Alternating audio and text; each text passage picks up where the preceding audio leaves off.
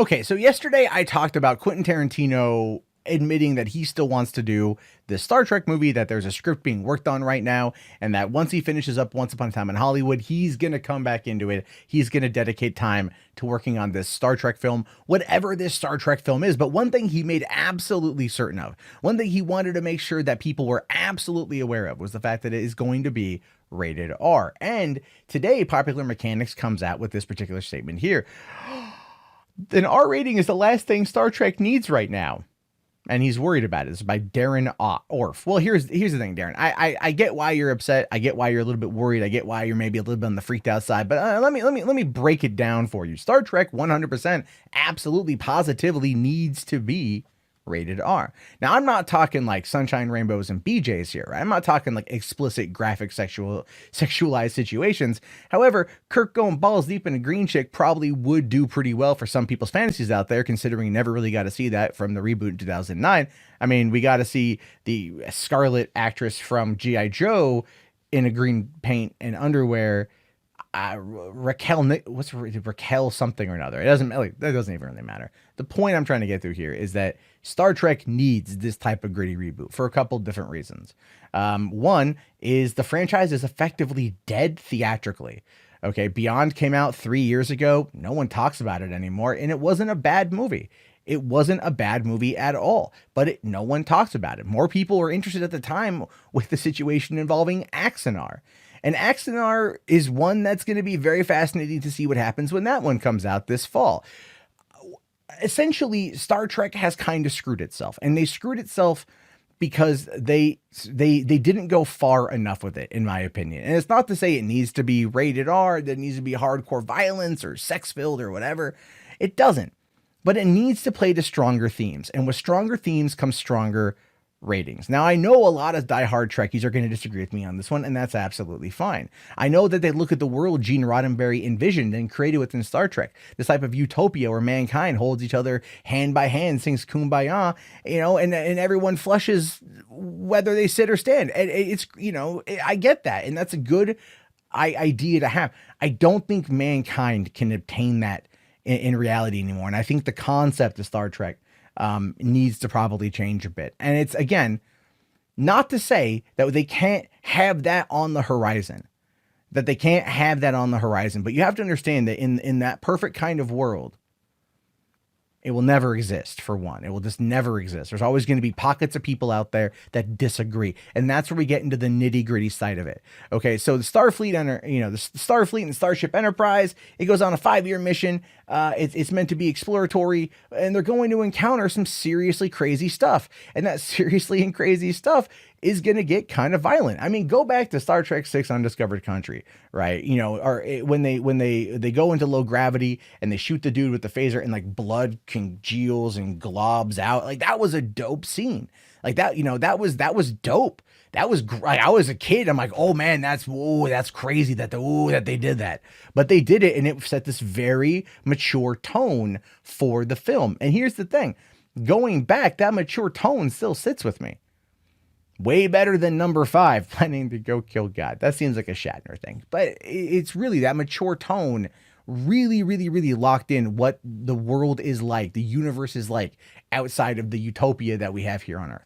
And I think Tarantino can maybe explore some interesting societal themes with that, considering the fact that the original, other alien species have their own history. In ours, it's rooted in, referenced and rooted from people that we've dealt with in the past, right? Different tribes and societies and everything else. So exploring that and the brutality of them. Imagine actually engaging with Klingon that will mess you up. And I mean like hardcore violent Klingons. That'd be pretty dope. That would have to be rated R in order to get the proper effect from what they're trying to do. That space is an unforgiving and absolute merciless bitch. That's what they would have to do. Now, obviously, when it comes to this sort of thing, it's going to be swearing is going to be a big part of it. Tarantino's going to pepper in the insults, pepper in the swearing, like the meme of the It's Magic Spice guy. I don't know. I just work here. But no, they're going to do that. And I think that's going to be a big part of it. People are going to go for that type of visceral experience. They're going to want to see what happens in this visceral experience. But it does boil down to one key fact, and that is it has to be a good script. It has to be a good story. If it's not any of those things, then it's an experiment that is all for naught. Now, there's a flip side to that too. And the flip side to that, and this is what I posed yesterday posited yesterday in my video about this, was the fact that this could be a ploy by Paramount to tank the Star Trek brand so bad that when they do reboot it down the road, no one is ever going to ask for anything outside of the TOS ever again. That's a possibility. Or they're trying to play to the mature themes that Discovery has put out there in a way that would reach a much wider audience and perhaps lead to more money being made off CBS All Access here in the United States. Because the way Star Trek is right now is it's in a very small, insulated world. It's in a very small bubble. It's not breaching out of that. No one's talking about Star Trek anymore outside of Trekkies on the internet. And the thing is, a lot of them aren't multiplying as much as they should be in order to breed new Trekkies.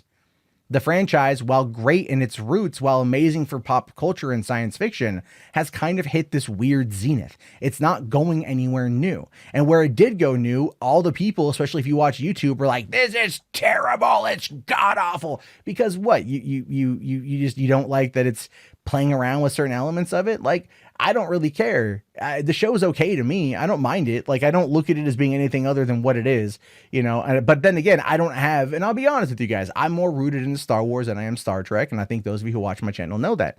However, Star Trek's not going anywhere. If you look at like the idea of toy sales impacting the future of these particular shows, because toy sales and collectibles are a big factor, it's dropping across the board. Star Wars is getting hit with that too. We know toy sales aren't pushing a lot of other things, and you know that toy sales aren't really working with Discovery. At least some of the reports that I've seen coming out of opinion channels here on YouTube that have inside sources on that front. But whether they're true or not, I have no idea, but it makes for a compelling internet. If there are no toy sales that are happening, if there's none of those things that are happening, then that becomes a big problem. It becomes a big problem because then no one's buying it extra. There's no more money coming in. CBS All Access is what, $6 a month? You know, I can find season 1 of Star Trek Discovery on Blu-ray for I think $35. I don't know if it's being bought at all, but the merchandise isn't moving because no one's talking about it. No one's talking about it outside of being a negative. That's all I see is being talked about as a negative. Negative doesn't move merch. It just doesn't. So you get the idea of Tarantino coming around and Tarantino running calling the shots on this one. Now all of a sudden it's, well, he's got every movie he's done pretty much has been great. What's the worst Tarantino movie I can think of right now? Death Proof is probably the worst Tarantino movie. I think objectively is the worst Tarantino film. But him coming on board, if he directs it or produces it, then it's going to have a certain star power attached to it. Interest is going to be piqued from the people who like Tarantino films, the people, the different type of audience that are going to come in for this sort of thing.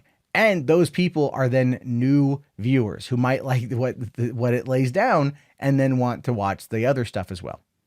So yes, absolutely at this point in time, Star Trek needs to be R-rated, I believe, in order to survive. But you can disagree with me or you can agree with me. Either way, I want you to tell me how you feel about this. So write your comment down below, hit me up on Twitter, and I'll talk to you guys later. Have yourself a great day, and peace out.